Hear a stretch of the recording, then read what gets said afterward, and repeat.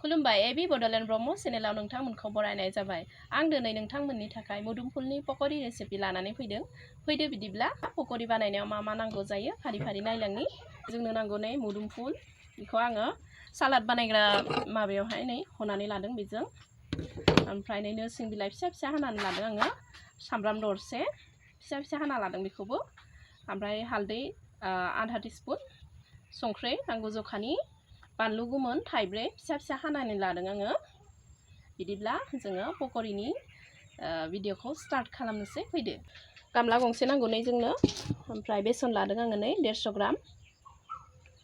बेनिफ्राय मैदा लादों आङो 50 ग्राम आरो क्रिस्पि खालामनो थाखाय पकरिखौ कर्नफ्लावर लादों आङो फुल स्पुन, नै 1 स्पुन लादों आरो।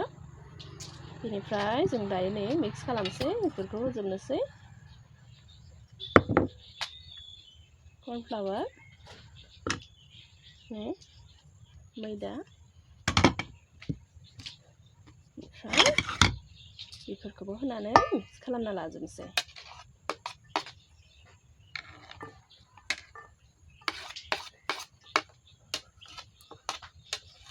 संख्रिखौबो जखानि लाखादो, मिक्स खालामना लानोसै। दै नांगौ नै जोंनो गलायनो थाखाय, दायो मोजां मिक्स खालामना लानोसै। जोङो दैखौ एसे एसे होनानै मिक्स खालामलांबाय थागोन आरो खेबसेनो बुरजा होबा दैया बारा जानो हागौ ना, बेनिखायनो एसे एसे होनानै जोङो गलायलांबाय थागोन आरो। ओमफ्राय बाराद्राय लिक्विडबो खालामा, ओमफ्राय बाराद्राय आथाबो खालामा आरो जोङो मिडियाम खालामना लागोन आरो। एसे दै नांबावगौ। नै पकरिनि थाखाय नै बेबायदि जानांगौ आरो ना, बेबायदि जानांगौ। बाराद्राय लिक्विडबो नाङा आरो बाराद्राय लिक्विड बानायोब्ला पकरिया दाब्ला दाब्ला जागोन आरो ना, गल गल जानाय नङा। रेडि जाबाय जोंहा। दायो आङो गेस अन खालामनोसै, पकरि सावनायनि स्टार्ट खालामनोसै। साराया दुंबाय नै, आङो थावबो होबाय, दायो सावनोसै। बेसरनि थाव लादों आङो, जोबोद गोथाव जायो आरो न'आव जानो थाखायबा। ओरैनो हटेल आरिफोरनाथ' रिफाइनजों सावो। ओमफ्राय नैबे माबायावहाय सामुसावहाय आङो थाव लगायना लादों दे। थावा दुंबाय जोंहा, नै होनोसै। मोजां गोलैगोन आरो थाव लगायना लाखादों नालाय।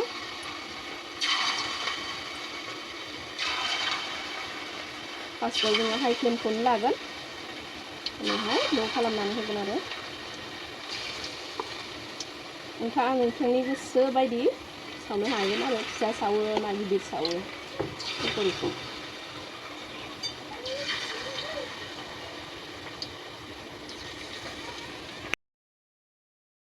आङो दायो एसे कालार चेन्ज जाबाय नालाय मिडियाम खालामनानै होबाय आरो अरखौ।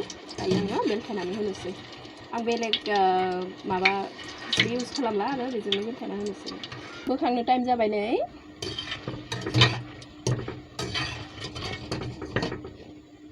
बोखांनो टाइम जाबाय, आं बोखांनोसै प्लेटावहाय।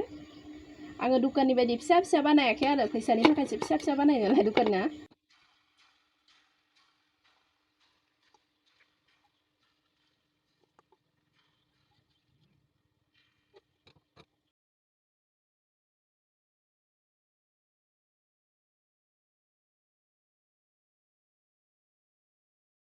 पाँच मिनिटनि गेजेरावनो बे क्रिस्पि टेस्टि रेसिपिया रेडि जायो आरो। नोंथांमोना न'आवहाय बानाय साहाजों जायो ना चाटनिफोरजों जायो, आरामसे इन्जय खालामनो हायो आरो। जा मोजां, मार्केटनि बायनो थांब्लाथ' टेस्टिबो जाबावा सोरबा सोरबा ना पकरिफोरा। अइलफोराबो गोजाम जायो मार्केटनिया। न'आव फ्रेश टेस्टि क्रिस्पि बानायनानै जानो हायो आरो।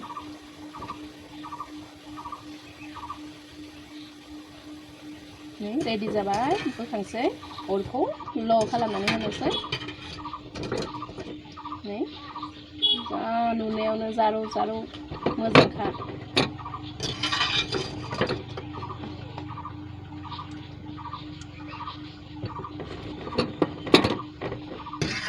आरो मास्टार अइलजोंसो बानायदोंना, जोबोद गोथाव जायो। दायो जोब्बाय आंहा पकरि सावनाय खामानिया, दायो जानायनि खामानिसै। बाबु जानोबा फैद'। टेस्ट खालामनोबा नै आंबो टेस्ट खालामनाय नायनोसै ससजों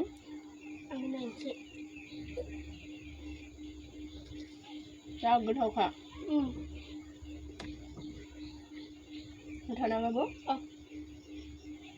ससजों जानोसै भिडिअखौ मोजां मोनदोंब्ला नोंथांमोना लाइक शेयार आरो साबस्क्राइब खालामनानै होबानो जाबाय अननानै आंनि चेनेलखौ उननि रेसिपिखौ थाबनो लाबोगोन आङो बाय